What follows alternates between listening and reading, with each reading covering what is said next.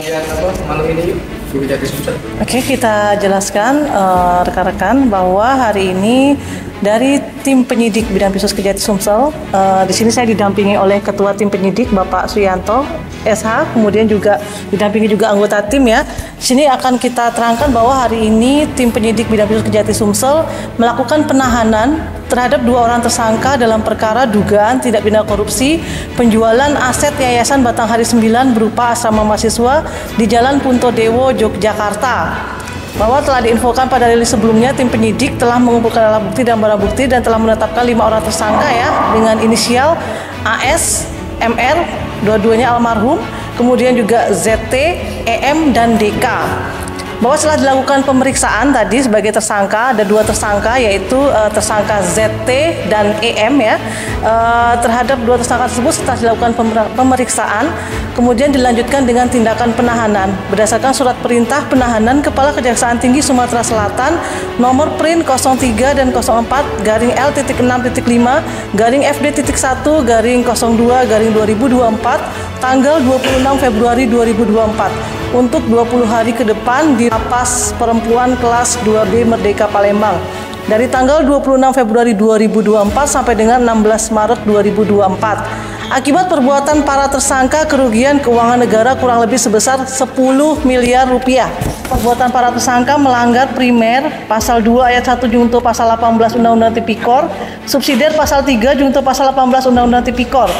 Kemudian diinformasikan juga para saksi yang sudah diperiksa sampai saat ini berjumlah 26 orang. Kemudian untuk teknis modus operandi bisa di Bapak ini ya Pak Yanto, monggo Pak. Ya, makasih.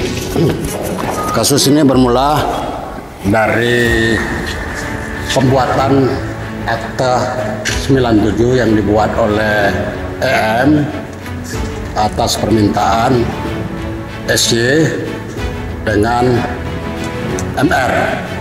Jadi mereka berdua itu datang ke kantor ET.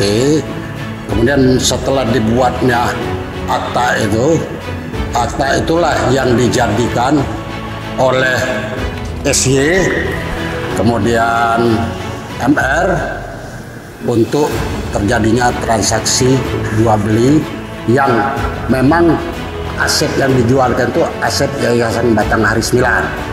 Nah, mereka ini membuat yayasan itu Yayasan Batanghari 9 Sumatera Selatan.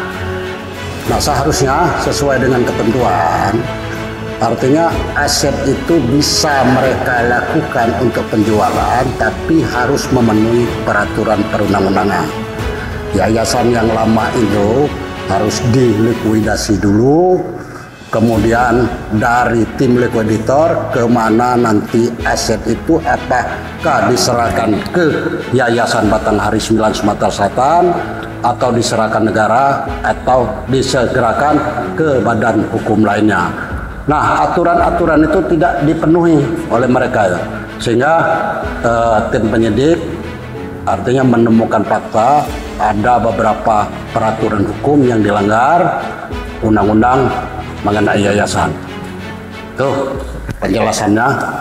Di mana itu peranan ZT? ZT ini kan ikut dalam hal mengenai pembuatan PJB, kemudian di AJB itu di Jogja. Artinya pada saat penjualan aset itu yang semestinya aset itu milik Yayasan Batanghari, kemudian dia dapat kuasa dari ketua Yayasan Batanghari 9, nah itu mulai pelanggaran hukumnya, dia ikut artinya di Jogja menjualkan aset berupa tanah dan bangunan di Jalan Puntodewo, Jogja. Cukup ya.